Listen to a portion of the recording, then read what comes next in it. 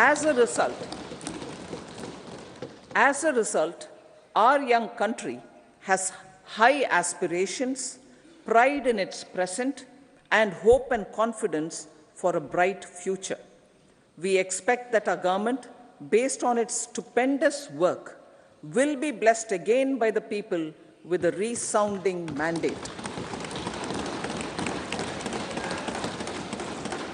Inclusive development and growth.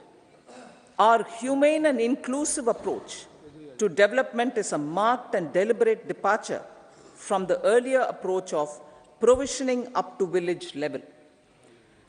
Development programs were thus provisioned. In the last 10 years, however, have targeted each and every household and individual through housing for all, Har Ghar Jal, electricity for all, cooking gas for all, bank accounts and financial services for all in record time. The worries about food have been eliminated through free ration for 80 crore people. Minimum support prices for the produce of Annadata are periodically increased appropriately. These and the provision of basic necessities have enhanced real income in the rural areas. Their economic needs could be addressed, thus spurring growth and generating jobs. Social justice. Our government is working with an approach to development that is all-round, all-pervasive, and all-inclusive. Sarvangin, Sarvasparshi, or Sarvasamaveshi. It covers all castes and people at all levels. We are working to make India a Vikasit Bharat by 2047. For achieving that goal, we need to improve people's capability and empower them. Previously, social justice was mostly a political slogan. For our government, social justice is an effective and necessary governance model. The saturation approach of covering all eligible people is the true and comprehensive achievement of social justice. This is secularism in action, reduces corruption, and prevents nepotism, prevents Bhai Bhatijawad. There is transparency and assurance that benefits are delivered to all eligible people. The resources are distributed fairly. All, regardless of their social standing, get access to opportunities. We are addressing systemic inequalities that had plagued our society. We focus on outcomes and not on outlays, so that the social economic transformation is achieved. As our Prime Minister firmly believes, we need to focus on 4 major castes. They are Garib, Mahilaye, Yuva, and Annadata. Their needs, their aspirations, and their welfare are our highest priority. The country progresses when they progress. All 4 require and receive government support in their quest to better their lives. Their empowerment and well-being will drive the country forward. Garib Kalyan, Desh Ka Kalyan. We believe in empowering the poor. The earlier approach of tackling poverty through entitlements had resulted in very modest outcomes. When the poor became empowered partners in the development process, government's power to assist them also increases manifold. With the pursuit of Sabka Saath, in these 10 years, the government has assisted 25 crore people to get freedom from multi-dimensional poverty. Our government's efforts are now getting synergized with energy and passion of such empowered people. This is truly elevating them from poverty. Direct benefit transfer of 34 lakh crore rupees from the government using PM Jan Dhan accounts has led to savings of 2.7 lakh crores of rupees for the government. This savings has been realized through avoidance of leakages prevalent earlier. The savings have helped in providing more funds for Garib Kalyan. PM Swanidhi has provided credit assistance to 78 lakh street vendors. From that total of 78 lakh street vendors, 2.3 lakh have received credit for the third time. PM Janman Yojana reaches out to the particularly vulnerable tribal groups who have remained outside the realm of development so far. PM Vishwakarma Yojana provides end-to-end support to artisans and craftspeople engaged in 18 trades. The schemes for empowerment of Divyangs and transgender persons reflect firm resolve of our government to leave no one behind. Welfare of Annadata. Farmers are our Annadata. Every year under PM Kisan Samman Yojana, direct financial assistance is provided to 11.8 crore farmers, including marginal and small farmers. Crop insurance is given to 4 crore farmers under PM Fasal Bima Yojana. These, besides several other programs, are assisting Annadata in producing food for the country and for the world. Electronic National Agricultural Market has integrated 1,361 mandis and is providing services to 1.8 crore farmers with trading volume of 3 lakh crores of rupees. The sector is poised for inclusive, balanced, higher growth and productivity. These are facilitated from farmer-centric policies, income support, coverage of risks through price and insurance support, promotion of technologies and innovations through startups. Empowering the Amrit PD, the Yuva. Our prosperity depends on adequately equipping and empowering the youth. The National Education Policy 2020 is ushering the transformational reforms. PM Schools for Rising India, PM Shri, are delivering quality teaching and nurturing holistic and well-rounded individuals. The Skill India mission has trained 1.4 crore youth, upskilled and reskilled 54 lakh youth, and established 3,000 new ITIs. A large number of institutions of higher learning, namely 7 IITs, 16 triple ITs, 7 IIMs, 15 AIMS, and 390 universities have been set up. PM Mudra Yojana has sanctioned 43 crore loans aggregating to 22.5 lakh crores of rupees for entrepreneurial aspirations of our youth. Besides that, Fund of Funds, Startup India, and Startup Credit Guarantee schemes are assisting our youth. They are also becoming Rozgar Data. The country is proud of our youth scaling new heights in sports. The highest ever medal tally in Asian Games and Asian Para Games in 2023 reflects a high confidence level.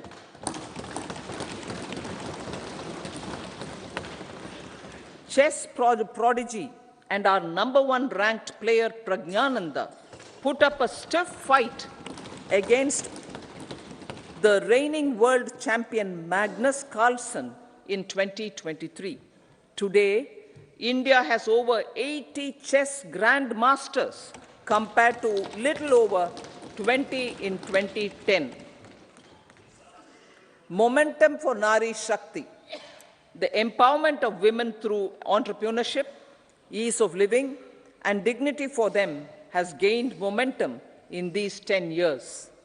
30 crore Mudra Yojana loans have been given to women entrepreneurs. Female enrollment in higher education has gone up by 28% in 10 years. In STEM courses, girls and women constitute 43% of enrollment, one of the highest in the world. All these measures are getting reflected in the increasing participation of women in workforce.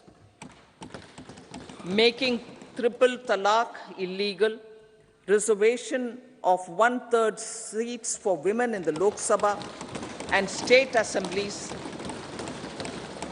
and giving over 70% houses under PM Awas Yojana in rural areas to women, and giving over 70% houses under PM Awas Yojana in rural areas to women as sole or joint owners have enhanced their dignity.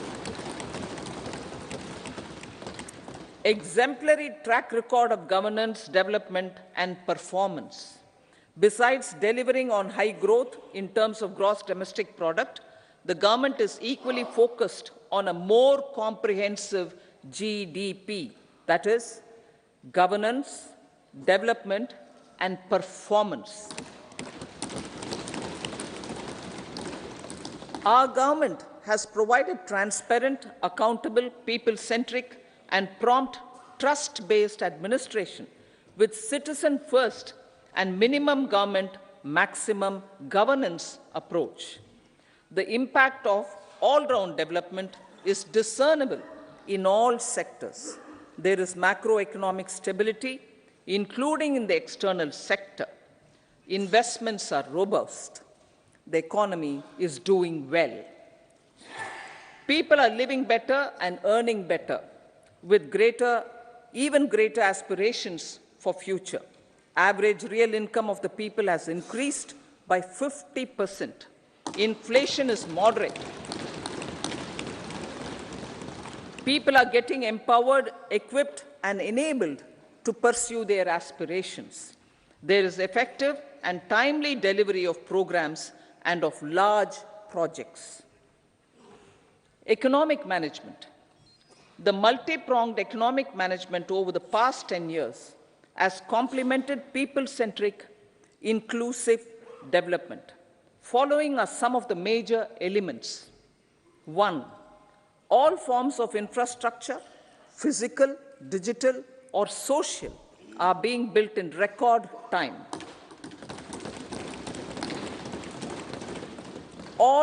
Number 2, all parts of the country are becoming active participants in economic growth.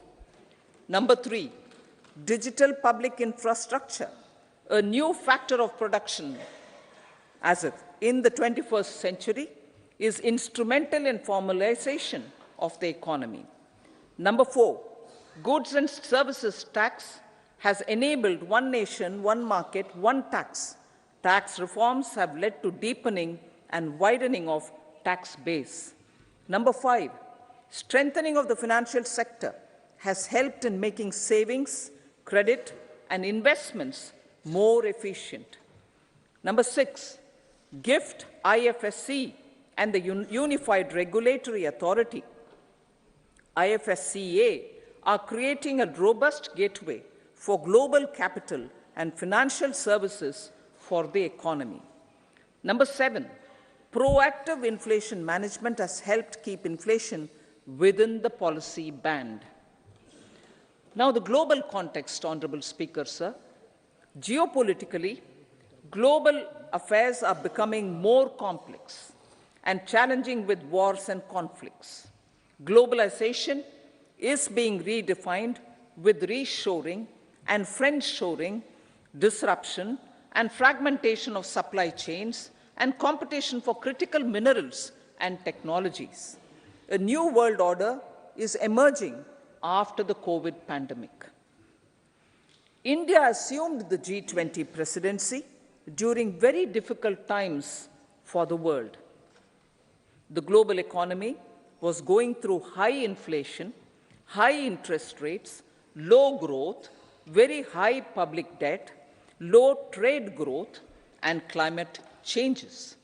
The pandemic has led to a crisis of food, fertilizer, fuel, and finances for the world, while India successfully navigated its way. The country showed the way forward and built consensus on solutions for those global problems. The recently announced India-Middle East-Europe economic corridor is a strategic and economic game changer for India and others. In the words of Honorable Prime Minister, the corridor, and I quote, will become the basis of world trade for hundreds of years to come, and history will remember that this corridor was initiated on Indian soil, unquote. Vision for Vikasit Bharat. Our vision for Vikasit Bharat is that of prosperous Bharat in harmony with nature, with modern infrastructure, and providing opportunities for all citizens and all regions to reach their potential. With confidence arising from strong and exemplary track record of performance and progress, earning Sabka Vishwas, the next 5 years will be years of unprecedented development and golden moments to realize the dream of developed India by 2047. The trinity of demography, democracy, and diversity backed by Sabka Prayas has the potential to fulfill aspirations of every Indian. As Honorable Prime Minister in his Independence Day address to the nation mentioned, I quote, there is no dearth of opportunities, as many opportunities as we want. The country is capable of creating more opportunities. Sky is the limit, unquote. Strategy for Amrit Kal.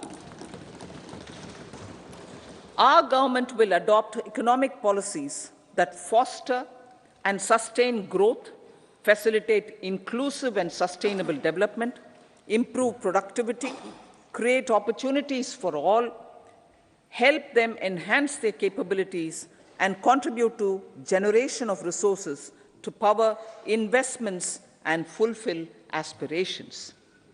Guided by the principle, reform, perform, and transform, the government will take up next generation reforms and build consensus with the states and stakeholders for effective implementation.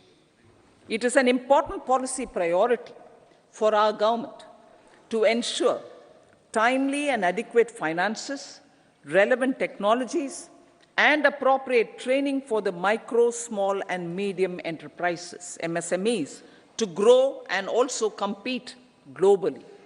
Orienting the regulatory environment to facilitate their growth will be an important element of this policy mix.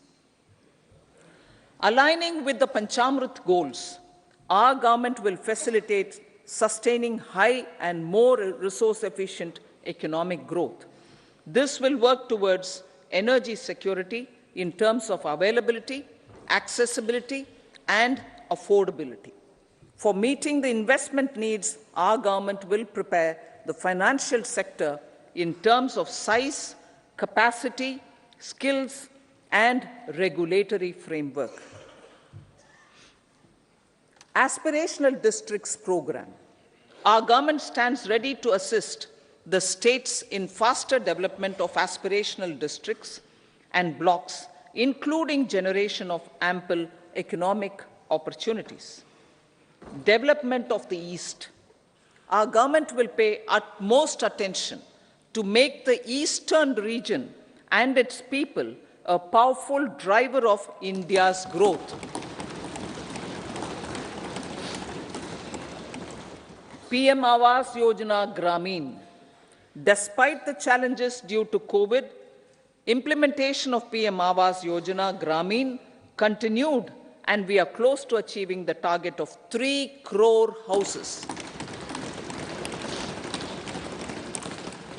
2 crore more houses will be taken up in the next 5 years to meet the requirement arising from increase in the number of families. Rooftop solarization and Muft Bijli.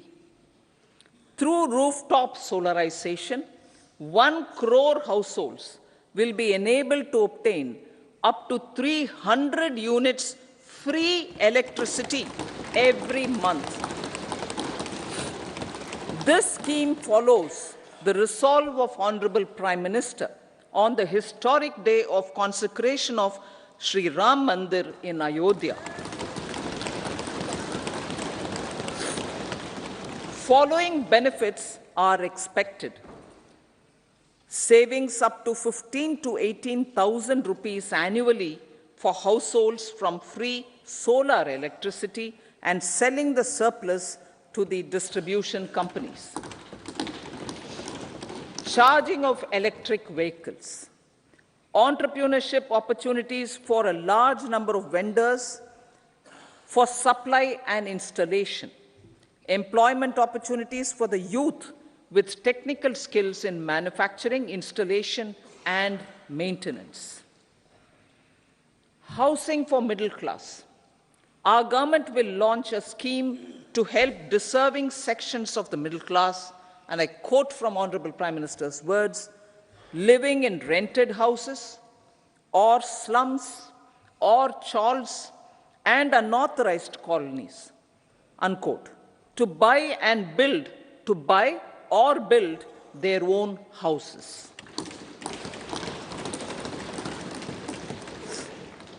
Medical colleges. Several youth are ambitious to get qualified as doctors. They aim to serve our people through improved healthcare services. Our government plans to set up more medical colleges by utilizing the existing hospital infrastructure under various departments. A committee for this purpose will be set up to examine the issues and make relevant recommendations. Cervical cancer vaccination. Our government will encourage vaccination for girls in the age group of 9 to 14 years for prevention of cervical cancer. Maternal and child health care. Various schemes for maternal and child care will be brought under one comprehensive program for synergy in implementation.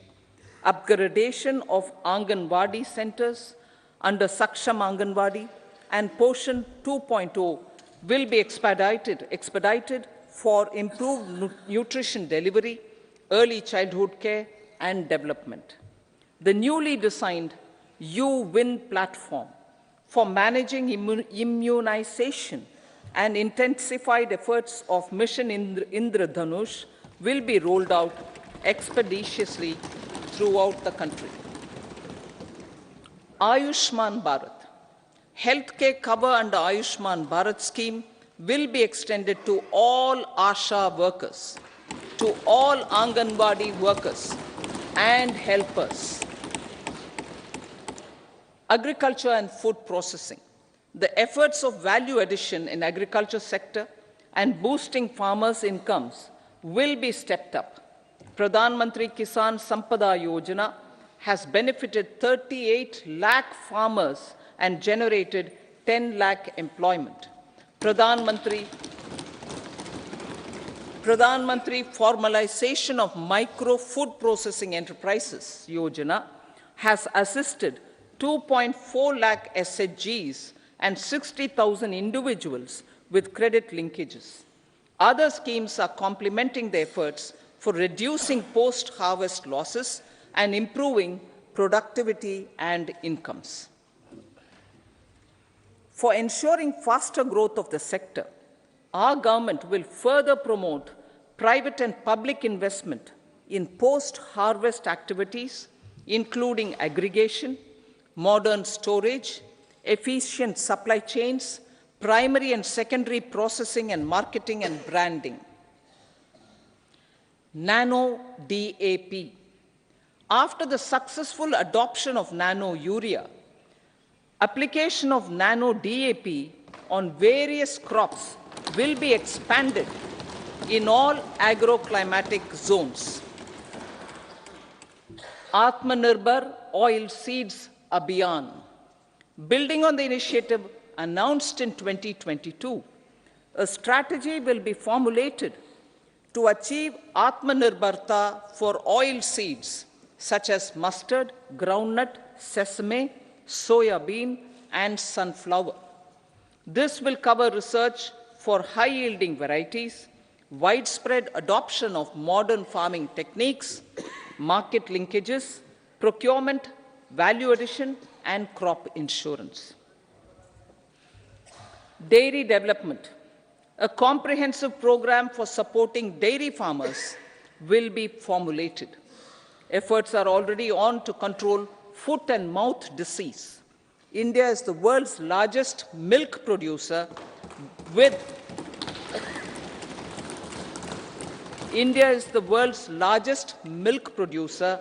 but with low productivity of milch animals. The program will be built on the success of existing schemes such as Rashtriya Gokul Mission, National Livestock Mission, and infrastructure development funds for dairy processing and animal husbandry. Matsya Sampada. It was our government which set up a separate department for fisheries, realizing the importance of assisting fishermen. This has resulted in doubling of both inland and aquaculture production. Seafood exports since 2013-14 has also doubled. Implementation of Pradhan Mantri Matsya Sampada Yojana will be stepped up to 1. Enhance aquaculture productivity from existing 3 to 5 tons per hectare. 2. Double exports to 1 lakh crore rupees, and 3.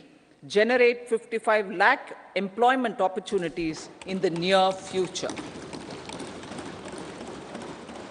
5 integrated aqua parks will also be set up. Lakpati Didi.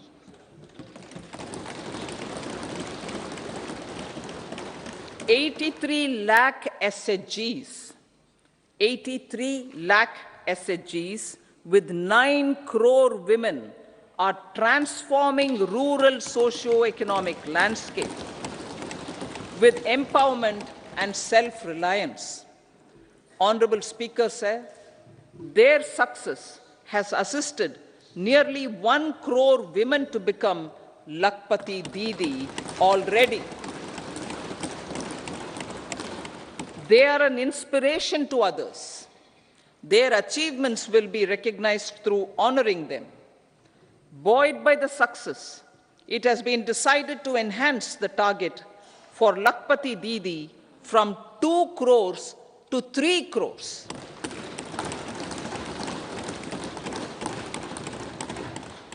Technological changes, new age technologies, and data are changing the lives of people and businesses. They are also enabling new economic opportunities and facilitating provision of high-quality services at affordable prices for all, including those at the bottom of the pyramid. Opportunities for India at the global level are expanding. India is showing solutions through innovation and entrepreneurship of its people. Research and innovation for catalyzing growth, employment, and development. Prime Minister Lal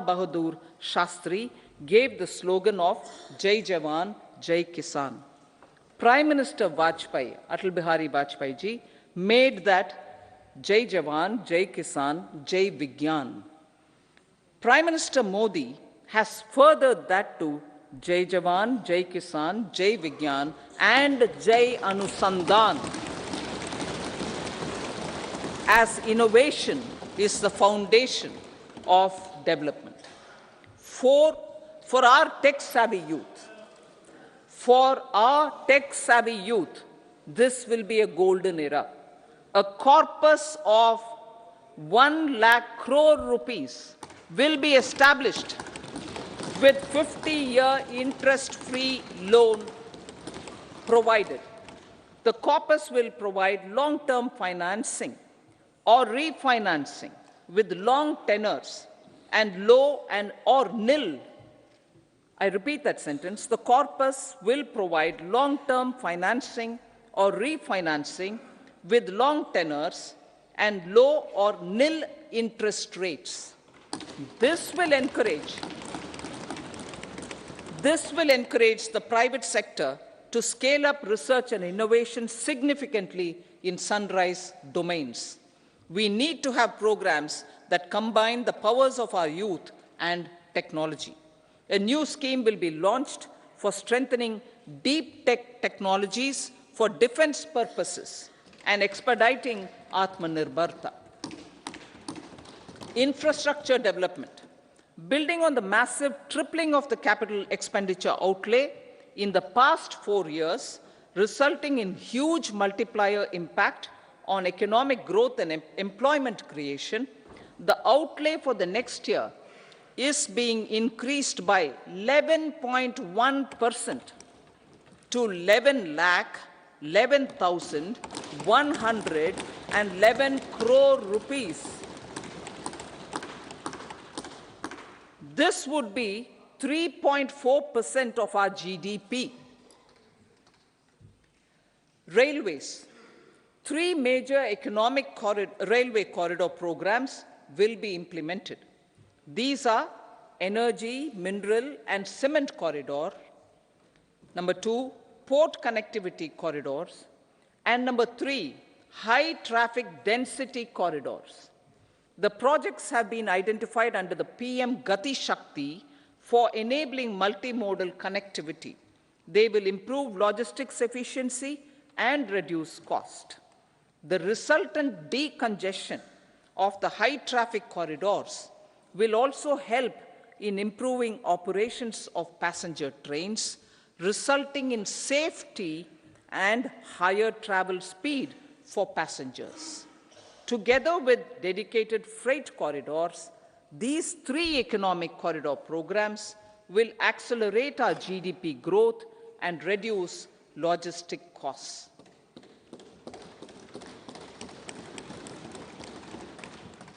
40,000 normal rail bogies will be converted to Vande Bharat standards to enhance safety, convenience, and comfort of passengers. Aviation sector. The aviation sector has been galvanized in the past 10 years. Number of airports have doubled to 149. Rollout of air connectivity to Tier 2 and Tier 3 cities under UDAN scheme has been widespread. 517 new routes are carrying 1.3 crore passengers. Indian carriers have proactively placed orders for over 1,000 new aircrafts. Expansion of existing airports and development of new airports will continue expeditiously. Metro and Namo Bharat. We have a fast expanding middle class and rapid urbanization is taking place. Metro rail and Namo Bharat can be the catalyst for the required urban transformation. Expansion of these systems will be supported in large cities, focusing on transit-oriented development. Green energy. Towards meeting our commitment for net zero by 2070, the following measures will be taken. Viability gap funding will be provided for harnessing offshore wind energy, potential for initial capacity of 1 gigawatt. Coal gasification and liquefaction capacity of 100 metric tons will be set up by 2030. This will also help in reducing imports of natural gas, methanol, and ammonia. Phased mandatory blending of compressed biogas in compressed natural gas for transport and piped natural gas for domestic purposes will be mandated. Financial assistance will be provided for procurement of biomass aggregation machinery to support collection. Electric vehicle ecosystem. Our government will expand this and strengthen the e-vehicle ecosystem by supporting manufacturing and charging infrastructure. Greater adoption of e-buses for public transport networks will be encouraged through payment security mechanism. Biomanufacturing and biofoundry. For promoting green growth, a new scheme of biomanufacturing and biofoundry will be launched. This will provide environment-friendly alternatives such as biodegradable polymers, bioplastics, biopharmaceuticals, and bioagri inputs. This scheme will also help in transforming today's consumptive manufacturing paradigm to the one based on regenerative principles. Blue Economy 2.0. For promoting climate-resilient activities for Blue Economy 2.0, a scheme for restoration and adaptation measures and coastal aquaculture and mariculture with integrated and multi-sectoral approach will be launched. Comprehensive development of tourist centers. The success of organizing G20 meetings in 60 places presented diversity of India to global audience. Our economic strength has made the country an attractive destination for business and conference tourism. Our middle class also now aspires to travel and explore. Tourism, including spiritual tourism, has tremendous opportunities for local entrepreneurship. States will be encouraged to take up comprehensive development of iconic tourist centers, branding and marketing them at global scale. A framework for rating of the centers based on quality of facilities and services will be established. Long-term interest-free loans will be provided to states for financing such development on matching basis.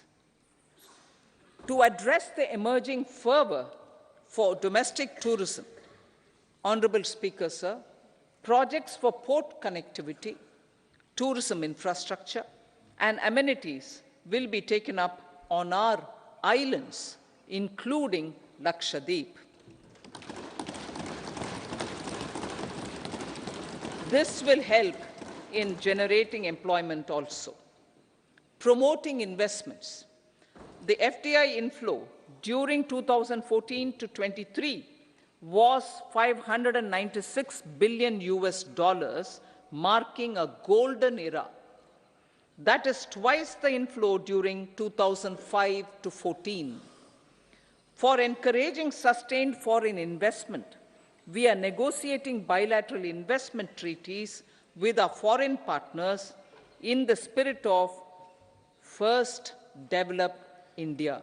FDI is First Develop India. Reforms in the states for Vikasit Bharat. Many growth and development enabling reforms are needed in the states for realizing the vision of Vikasit Bharat. a provision of 75,000 crore rupees as 50-year interest-free loan is proposed this year to support those milestone-linked reforms by the state governments. Societal changes. The government will form a high-powered committee for an extensive consideration of the challenges arising from fast population growth and demographic changes. The committee will be mandated to make recommendations for addressing these challenges comprehensively in relation to the goal of Vikasit Bharat. Amrit Kal as Kartavya Kal.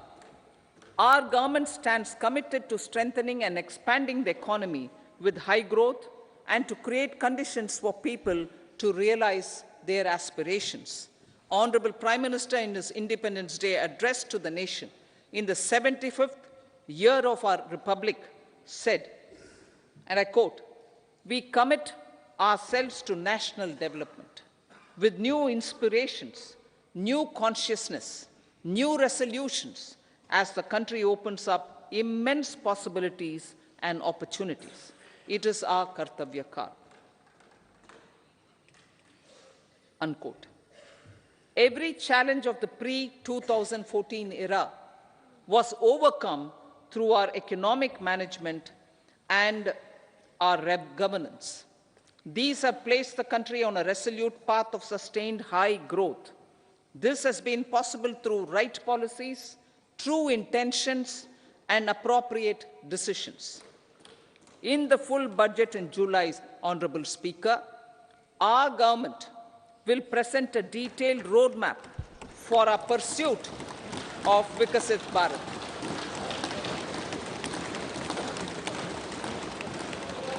Revised estimates of 2023-24. The revised estimate of the total receipts other than borrowings is 27.56 lakh crores of rupees, of which the tax receipts are 23.24 lakh crore rupees. The revised estimate of total expenditure is 44.90 lakh crore rupees. The revenue receipts at 30.03 lakh crore rupees are expected to be higher than the budget estimate, reflecting strong growth momentum and formalization in the economy. The revised estimate of the fiscal deficit is 5.8% of GDP, improving on the budget estimate, notwithstanding moderation in the nominal growth estimates. Budget estimates for 2024-25. Coming to the year 2024-25, the total receipts other than borrowings and total expenditure are estimated at 30.80 and 47.66 lakh crore rupees respectively. The tax receipts are estimated at 26.02 lakh crore rupees. The scheme of 50-year interest-free loan for capital expenditure to states will be continued this year with an outlay of 1.3 lakh crore rupees. We continue on the path of fiscal consolidation, as announced in my budget speech of 2021-22, to reduce fiscal deficit below 4.5% by 25-26. The fiscal deficit in 2024-25 is estimated to be 5.1% of GDP, adhering to that path. So the gross and net market borrowings through dated securities during 24-25 are estimated at 14.13 lakh crore rupees and 11.75 lakh crore respectively. Both will be less than that in 23-24. Now that the private investments are happening at scale, the lower borrowings by the central government will facilitate larger availability of credit for the private sector. Vote on account. I'll be seeking vote on account approval of the Parliament through the appropriation bill for a part of the financial year 2024-25. I will now move to Part B. Honourable Speaker, sir, over the last 10 years, the direct tax collections have more than trebled and the return filers swelled 2.4 times. I would like to assure the taxpayers that their contributions have been used wisely for the development of the country and welfare of its people. I appreciate the taxpayers for their continued support. The government has reduced and rationalized tax rates. Under the new tax scheme, there is now no tax liability for taxpayers with income up to 7 lakh rupees, up from 2.2 lakh rupees in the financial year 2013-14. The threshold for presumptive taxation for retail businesses was increased from 2 crores to 3 crores. Similarly, the threshold for professionals eligible for presumptive taxation was increased from 50 lakh rupees to 75 lakh rupees. Also, corporate tax rate was decreased from 30% to 22% for existing domestic companies and to 15% for certain new manufacturing companies. Honourable Speaker, sir, in the last 5 years, our focus has been to improve taxpayer services. The age-old jurisdiction-based assessment system was transformed with the introduction of faceless assessment and appeal, thereby imparting greater efficiency, transparency, and accountability.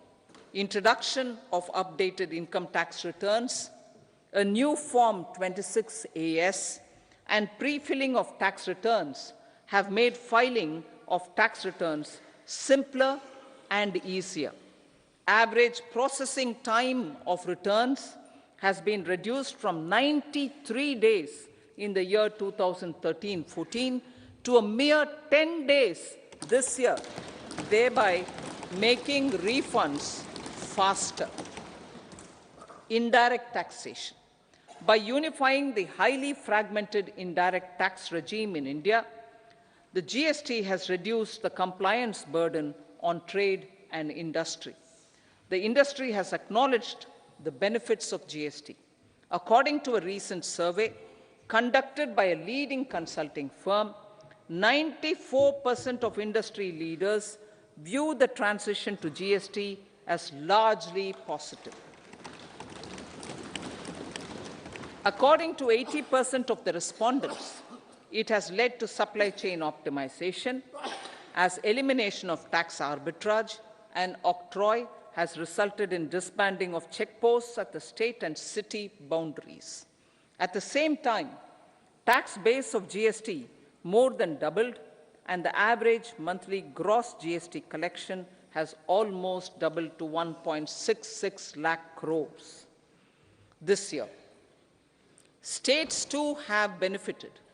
States' SGST revenue, including compensation released to states in the post-GST period of 2017-18 to 2022-23, has achieved a buoyancy of 1.22. In contrast, the tax buoyancy of state revenues from subsumed taxes in the pre-GST 4-year period of 2012-13 to 2015-16 was a mere 0.72. The biggest beneficiaries are consumers, as reduction in logistic cost and taxes have brought down prices of most goods and services. We have taken a number of steps in customs to facilitate international trade. As a result, the import release time declined by 47% to 71 hours at inland container depots, by 28% to 44 hours at air cargo complexes, and by 27% to 85 hours at seaports over the last 4 years since 2019. When the national time release studies were first acted. Tax proposals. As for tax proposals, in keeping with the convention, I do not propose to make any changes relating to taxation and propose to retain the same tax rates for direct and indirect taxes, including import duties. However, certain tax benefits to startups and investments made by sovereign wealth or pension funds, as also tax exemption on certain income of some IFSC units, are expiring on 31/3/2024. To provide continuity in taxation, I propose to extend the date to 31/3/2025. Moreover, in line with our government's vision to improve ease of living and ease of doing business, I wish to make an announcement to improve taxpayers' services. There are a large number of petty, non-verified, non-reconciled, or disputed direct tax demands, many of them dating as far back as 1962, which continue to remain on the books, causing anxiety to honest taxpayers and hindering refunds of subsequent years. Honorable Speaker, sir, I propose to withdraw such outstanding direct tax demands up to 25,000 rupees pertaining to the period up to financial year 2009-10 and up to 10,000 rupees for financial years 2010-11 to 2014-15. This is expected to benefit about 1 crore taxpayers. 1 crore taxpayers would benefit out of this. Economy then and now. In 2014, when our government assumed the reins, the responsibility to mend the economy step by step and to put the governance systems in order was enormous. The need of the hour was to give hope to the people, to attract investments, and to build support for the much-needed reforms. The government did that successfully, following a strong belief of nation first. The crisis of those years has been overcome, and the economy has been put firmly on a high, sustainable growth path with all-round development. It is now appropriate to look at where we were then. I repeat, it is now appropriate to look at where we were then till 2014 and where we are now, only for the purpose of drawing lessons from the mismanagement of those years. The government will lay a white paper on table of the House.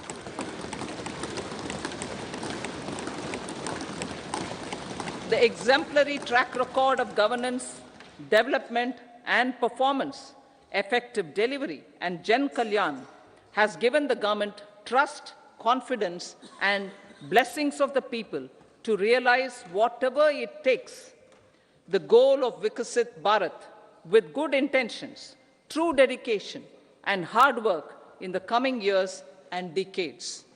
With this, Honorable Speaker, I commend the interim budget to this august House. Jai Hind.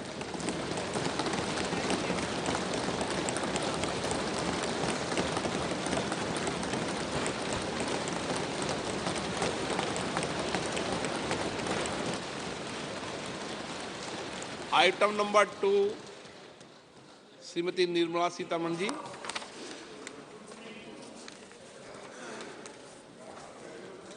So, with your permission, I rise to lay on the table the following statements under Section 3(1) of the Fiscal Responsibility and Budget Management Act 2003, Medium-Term Fiscal Policy cum Fiscal Policy Strategy Statement and Macroeconomic Framework Statement.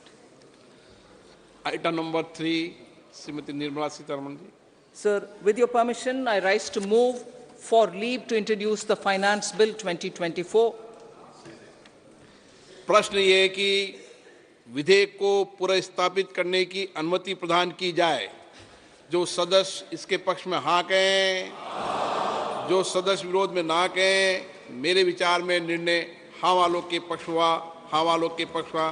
माननीय मंत्री जी विधेयक को पुनर्स्थापित करें। Sir, I introduce the bill. सभा की कार्रवाई शुक्रवार दिनांक 2 फरवरी 2024 को प्राप्त 11 बजे तक के लिए स्थगित की जाती है।